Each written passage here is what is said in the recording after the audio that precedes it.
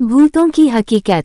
भूत, ये शब्द किसी किसी के रोम रोम को थर्रा देती है तो कोई कोई इसे ध्यान तक नहीं देते। मैं तो भूत सुनते ही मेरा दिमाग खाली हो जाता है। दिल एक और बार अच्छे से उस शब्द को सुनने के लिए धड़कना बंद सी कर देता है। हाथों में रक्त का प्रवाह बंद सी हो जाती है, पैरों में कड़ियां लग जाती है। उस भयानक स्थितियों से न जाने मैं कितनी बार गुजरी हूँ जब हमारी स्कूल में कुछ दोस्त अक्सर भूतों की कहानियों की पूरी पुस्तकालय का मेला लगा देते थे। हम सब एक एक कहानी को बारीकी से सुनते थे और उसमें कई आलोचनाएं भी होती थी।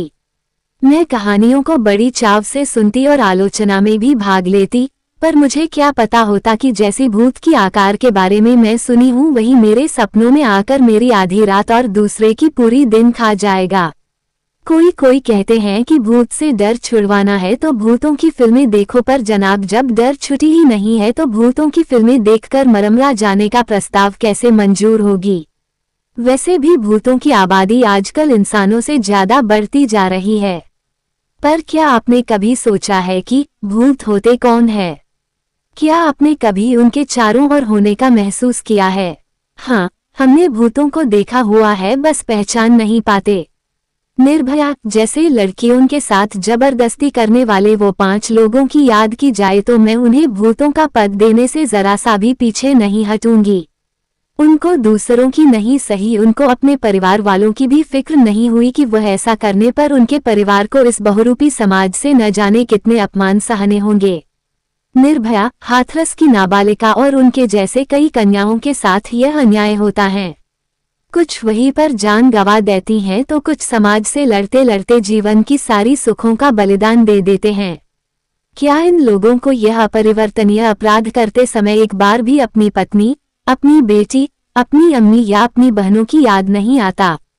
क्या एक बार भी उनका आत्मविश्वास और अंतरात्मा डगमगाता नहीं? क्या सच में एक बार भी इनका दिल इन्हें धिक्कार के एक शब्द तक नहीं कहता?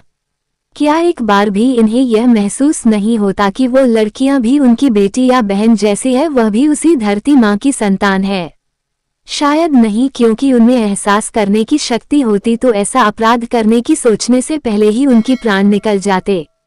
मूर्ख या राक्षस का स्थान तो इन्हें दिया नहीं जा सकता, क्योंकि कंस जैसा मूर्ख जो लोभ में अंधे होते हैं उन्हें तो कुछ दिखता ही नहीं, और रावण जैसा राक्षस तो सीता मैया को एक बार हाथ तक नहीं लगाया था। वो सास ससुर जो बहू को बेटी नहीं नौकरानी मानते हैं, जो पोती को गौरव नहीं कलंकिनी मानते हैं, सिर्फ इसलिए कि बहू ने मनचाही दहेज नहीं दिया और साथ साथ घर में बेटी को जन्म दिया जो उनके अनुसार चाहे कितनी भी उन्नति कर ले पर कभी न कभी पराई घर तो जाएगी ही। उसी भ्रम में अंधे होकर वह अपनी बहू और पोतियों की कदर तक नहीं करते। कुछ तो उन्हें अग्नि परीक्षा देकर ही खत्म कर डालने की सोचते हैं, पर उन्हें इस भ्रम के अंधेरे में यह नहीं दिखता कि वही सास भी कभी बहू थी और उनके साथ यह बर्ताव न हुआ था, और वह ससुर भी एक माँ के बेटे हैं और वह माँ ना होती तो उनका अस्तित्व ही ना होता। भारत में हर घंटे 12 महिलाओं की मौत सिर्फ दहेज के कारण होती है। क्या आपको नहीं लगता कि यह भूत आजकल कुछ ज्यादा ही उपद्रव मचाने लगे हैं?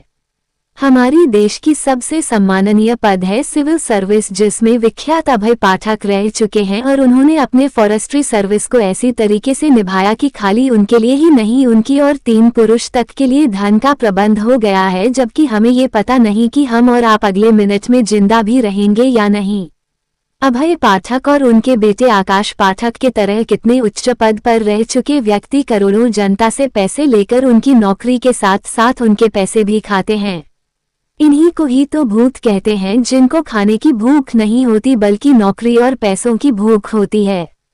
परी जैसी मासूम बच्चों का अपहरण कर उनके अंगों को बेचकर लाखों कमाने वालों को यह नहीं दिखता कि बच्चों में भगवान बसते हैं, और जब वे बच्चे थे तो उनके साथ ऐसा बर्ताव नहीं हुआ, तो उनका भी कर्तव्य है कि इसी को वह भी स्वीकार करें। एक माँ का अपने छोटे से बच्चे से बिछड़ने का दर्द उसको जन्म देने के कष्ट से भी अधिक दर्दनाक होता है। एक पिता का उसके औलाद से बिछड़ने की वह पीड़ा वह भले ही जाहिर न कर सके, पर यह अनुमान लगाया जा सकता है कि वह अब सिर्फ एक जिंदा लाश है जो समाज की कुकर्मों में फंसकर रह गया है। शायद ही भूत से कोई और भी निम्न स्थान ऐसे बच्चों का अपहरण करने वालों को दिया जा सके।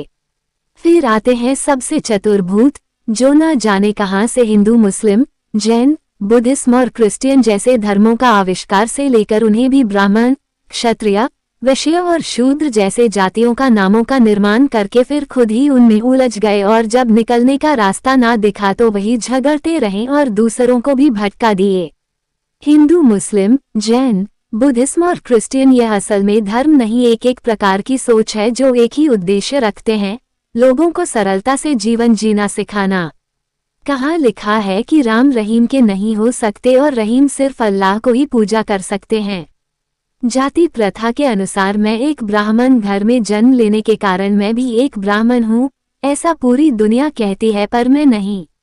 मुझे कभी इस बात का गर्व नहीं हुआ कि मैं ब्राह्मण हूँ, सबसे ऊंची जात से जिसने इस युग में अपना रूप दानव स्वरूप बना दिया है। सारथी बाबा, आसाराम बापू और राधे माँ जैसे कई माताओं और बाबाओं की वजह से सारी लोग आज इसी जाति प्रथा में उलझ कर रह गए हैं। असल में ब्राह्मण जाति भगवान तक की मंजिल का एक वादा है।